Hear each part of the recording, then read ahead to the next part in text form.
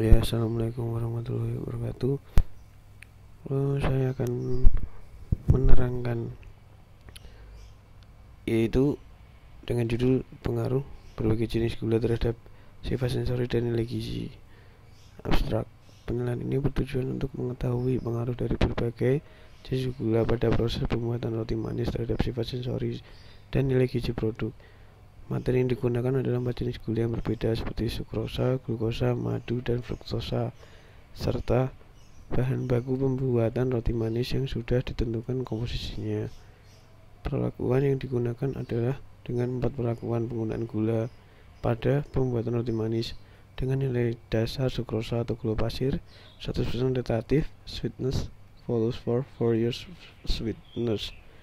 Perlakuan yang diterapkan yaitu sukrosa T0, fruktosa cair T1, madu T2, dan glukosa T3. Analisis data yang digunakan dalam uji sensoris dengan Russell Walsh apabila ada pengaruh yang dilanjutkan dengan uji Mann-Whitney, sedangkan dalam uji nilai gizi pada bahan data secara deskriptif. Berdasarkan hasil penelitian pada saat itu, perlakuan terbaik adalah roti yang menggunakan madu sebagai tersebut.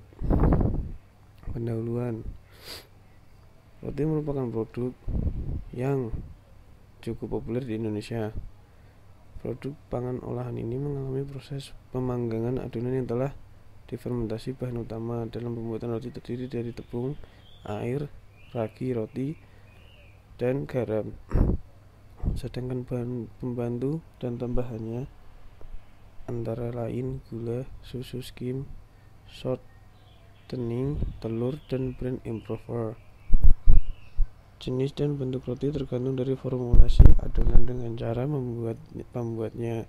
Berdasarkan formulasi dari adonan, roti dapat dibedakan menjadi 3 jenis, yaitu roti manis, roti tawar, dan soft rolls.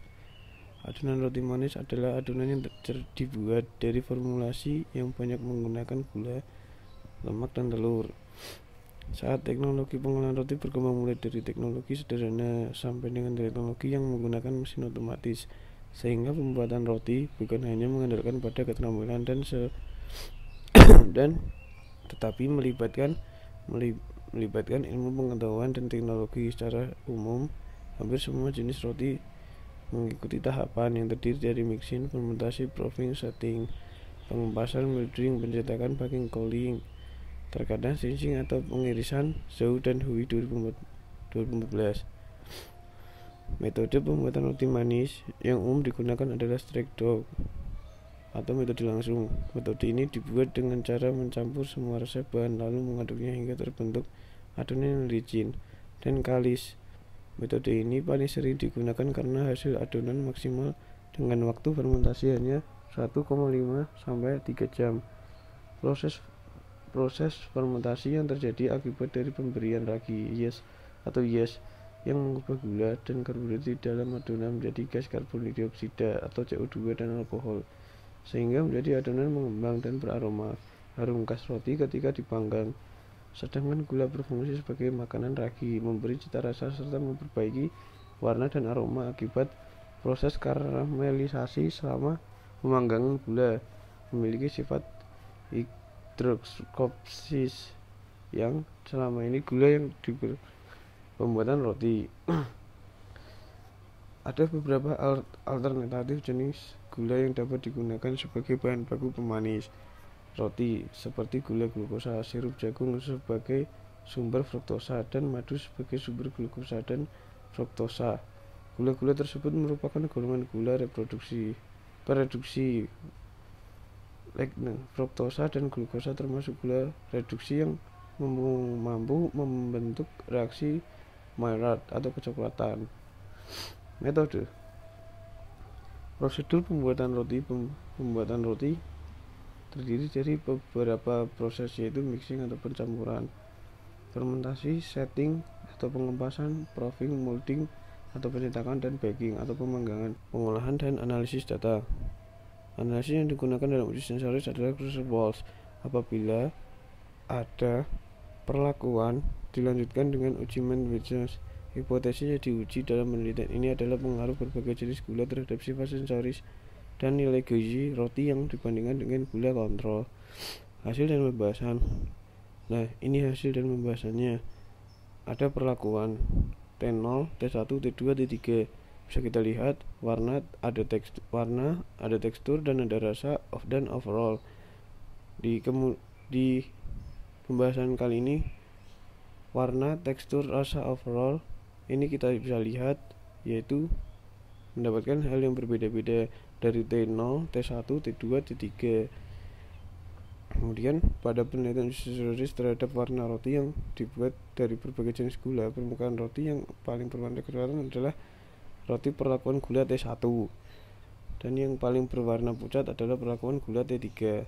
Warna yang timbul pada produk pangan biasanya dihasilkan dari reaksi mamalia. Reaksi mamalia merupakan reaksi-reaksi yang terjadi antara karbohidrat primer. Hasil reaksi tersebut menghasilkan bahan berwarna coklat. Hal ini juga didukung oleh Catherine yang menerangkan bahwa reaksi Maillard terjadi akibat kondensasi gula produksi seperti fruktosa dan glukosa yang mengandung gugus karbonil. Suhu dan waktu pemanasan merupakan faktor lain yang mempengaruhi reaksi Maillard sebagai membentuk warna pada permukaan roti ini. Suhu pemanggangan yang digunakan dalam penelitian ini yaitu 180 derajat Celcius dalam waktu 20 menit. Semakin lama waktu tingginya suhu pemanasan, reaksi Maillard semakin banyak terjadi. Hal ini didukung oleh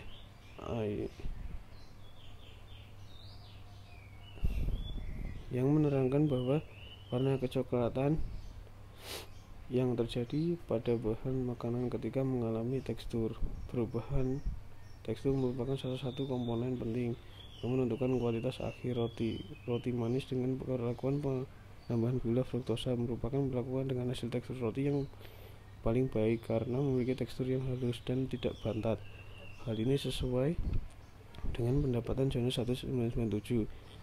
Fruktosa berfungsi untuk membentuk tekstur dan menurunkan kekerasan.